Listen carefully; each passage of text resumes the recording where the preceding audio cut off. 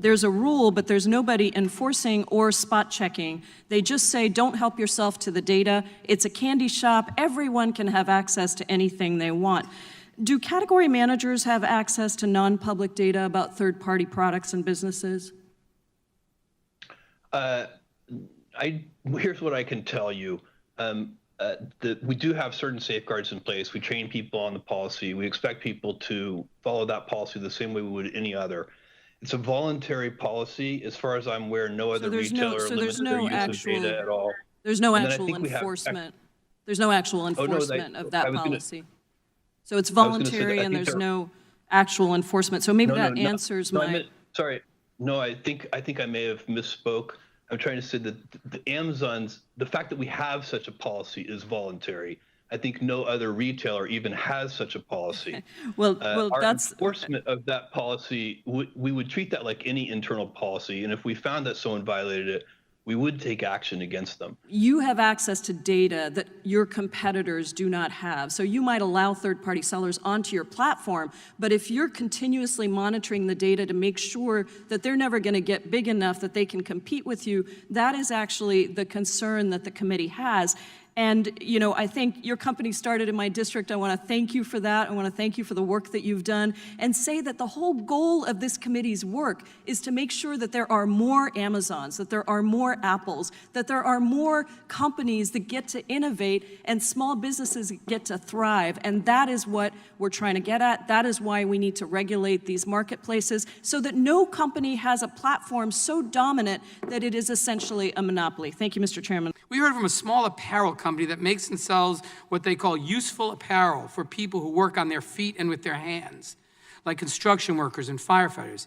This particular business discovered and started selling a unique item that had never been a top seller for the brand. They were making about $60,000 a year on just this one item. One day they woke up and found that Amazon had started listing the exact same product, causing their sales to go to zero overnight. Amazon had undercut their price, setting it below what the manufacturer would generally allow it to be sold, so that even if they wanted to, they couldn't match the price.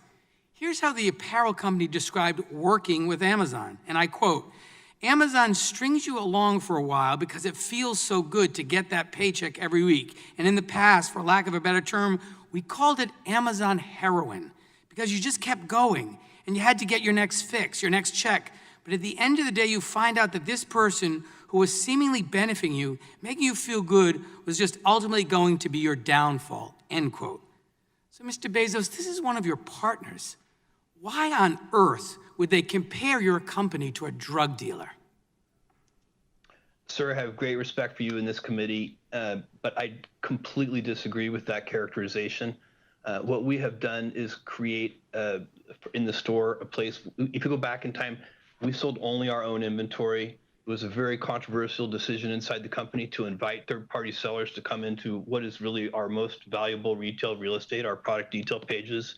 We did that because we were convinced that it would be better for the consumer. It would be better for the customer Bezos, to have all of that selection. And I think we were right, and I think it's worked out well. Reclaiming my time. Unfortunately, this is one of reclaiming my time, Mr. Bezos. This is one of many small companies that have told us during this year-long investigation that they were mistreated, abused, and tossed aside by Amazon. The evidence we've collected shows that Amazon is only interested in exploiting its monopoly power over the e-commerce marketplace to further expand and protect this power. This investigation makes clear that Amazon's dual role as a platform operator and competing seller on that platform is fundamentally anti-competitive, and Congress must take action. Mr. Bezos, are stolen goods sold on Amazon? Congresswoman, not to my knowledge, although we're more than 1 million sellers, and so I'm sure that there have been stolen goods sold on Amazon. Really, Mr. Bezos? I'm sorry. There's not? You don't believe that there is? That surprises me. No, I just said with over 1 million sellers, I'm sure that it has happened. But certainly, I don't think it's a large part of what we're selling. Okay, so Mr. Bezos, basically, then you're saying yes.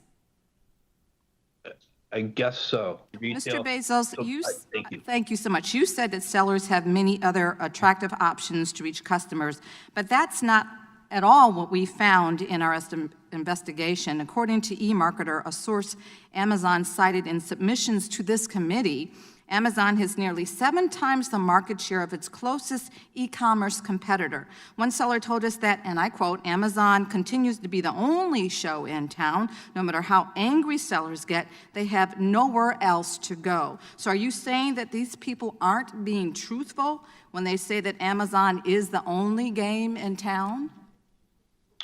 Yeah, Congresswoman, with great respect, I do disagree with that. I believe that there are a lot of options.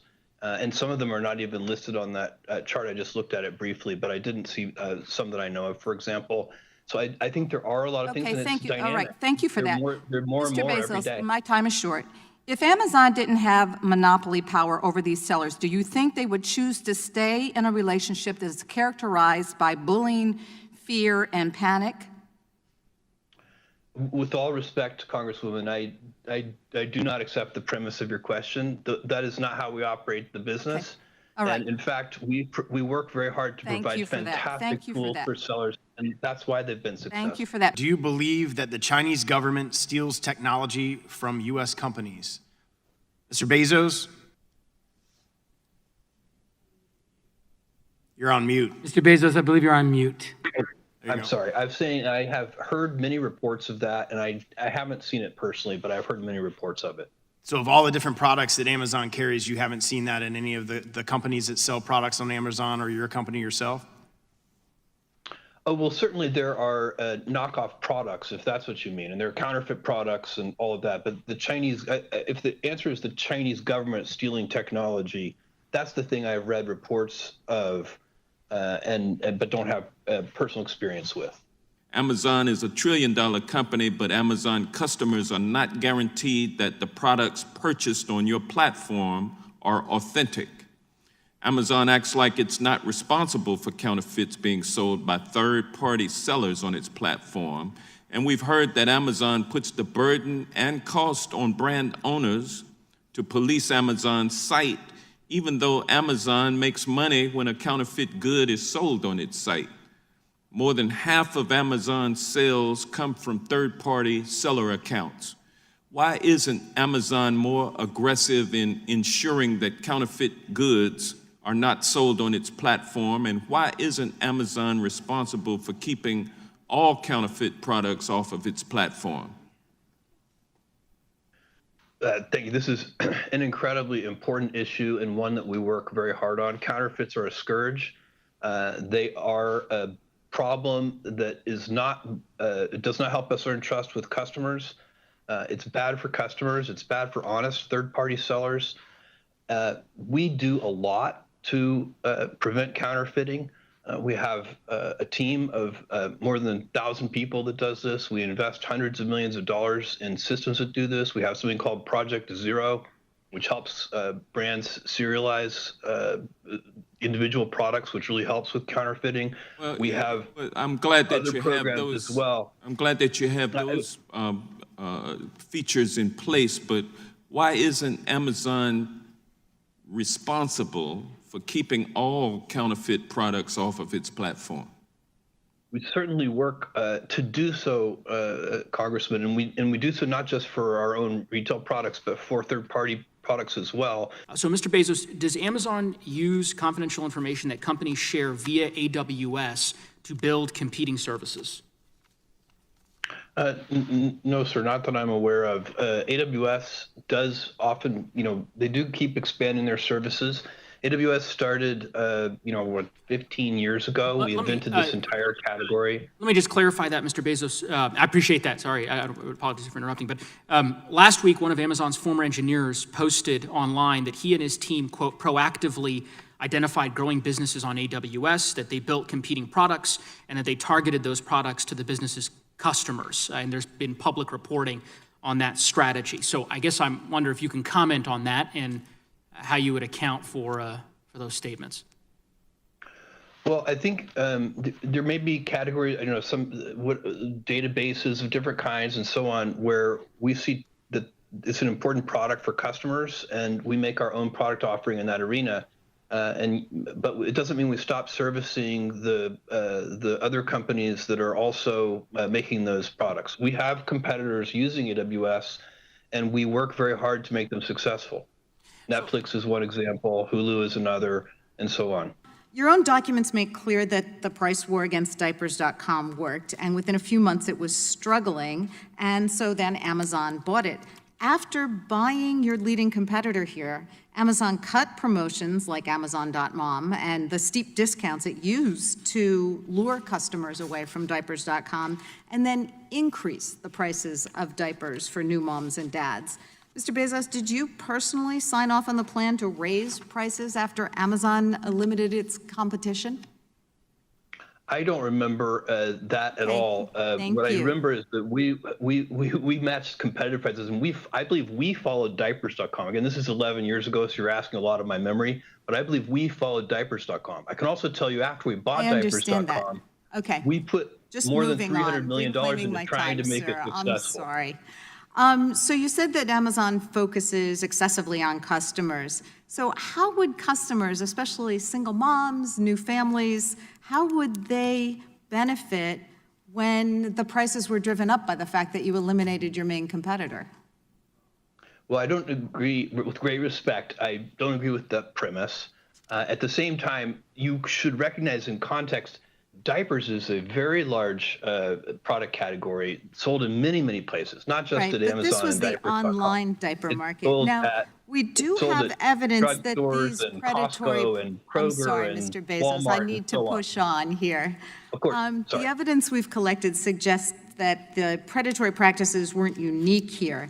In 2013, it was reported that you instructed Amazon employees to approach discussions with certain business partners, and I quote, the way a cheetah would pursue a sickly gazelle. Is the Gazelle Project still in place, and does Amazon pursue similar predatory campaigns in other parts of its business? I cannot comment on that because I don't remember it. What I can tell you is that we are very, very focused on the customer, as you started. Okay. And of course, that does include bargaining very hard with vendors and suppliers to get the lowest prices so that we can offer those to customers. I'm sorry, Mr. Bezos, well, I'm almost out of time. I'm concerned too, because especially with the current pandemic, one of the biggest needs I'm seeing at the food drives and the giveaways that we're having to run in my district is that families don't have diapers, and we have to collect them to give them out. So it certainly is something that has a really hard impact on families, and I'm really concerned that pricing might have been driven up here by this tactic, and I yield back.